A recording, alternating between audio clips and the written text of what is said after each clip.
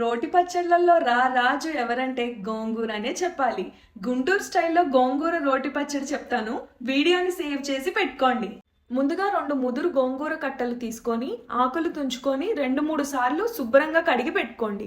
ఇప్పుడు ఒక మెత్తని కాటన్ క్లాత్ తీసుకొని ఈ గోంగూర మొత్తాన్ని పరుచుకోవాలి. అస్సలు తడి లేకుండా ఆరబెట్టుకోవాలి. నైట్ ఫ్యాన్ కింద వదిలేస్తే మార్నింగ్ కల్లా ఆకులు ఇలా వడలిపోతాయి. ఇప్పుడు ఒక బాండీలో కొద్దిగా నూనె వేసి, నూనె వేడవ్వగానే 3 టేబుల్ స్పూన్స్ మెంతులు, 3 టేబుల్ స్పూన్స్ ఆవాలు వేసి, మెంతులు ఎర్రగా ఆవాలు చిటపటం అన్నాక 20 నుంచి 25 ఎండుమిర్చి, కొంచెం ఇంగువ వేసి కలుపుకోవాలి. కారం ఎక్కువగా ఉన్న మిర్చి అయితే కొంచెం తగ్గించి వేసుకోండి.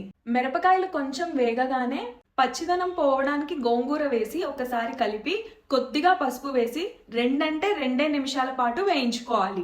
ఎక్కువసేపు వేపకూడదు, గోంగూర నల్లగా మాడిపోతుంది. ఇప్పుడు ఈ గోంగూరని మిక్సర్ జార్ లో లేదా రోట్లో వేసుకొని మెత్తగా దంచుకోవాలి. ఒక పెద్ద ఉల్లిపాయని వేసి 2 సార్లు దంచుకొని 3 టేబుల్ స్పూన్స్ వరకు ఉప్పు వేసి మొత్తాన్ని ఒకసారి నూరుకోవాలి. మిక్సర్ జార్ లో చేసుకునే వాళ్ళు పచ్చడి మిక్సీ చేసుకున్న తర్వాత ఉల్లిపాయ తరుగు కలుపుకుంటే సరిపోతుంది.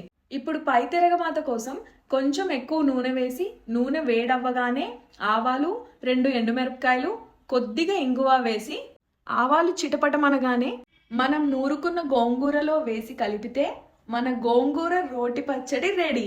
ఈ గోంగూర రోటి పచ్చడిని వేడి వేడి అన్నంలో కలుపుకొని కాసిని సన్నని పచ్చిమిర్చి తరుగు ఒక 2 బొట్ల నెయ్యితో తిన్నారంటే పంటి కింద పచ్చిమిర్చి ఘాటు, మరో పక్క ఉల్లిపాయ తగులుతుంటే స్వర్గమే అనుకోండి.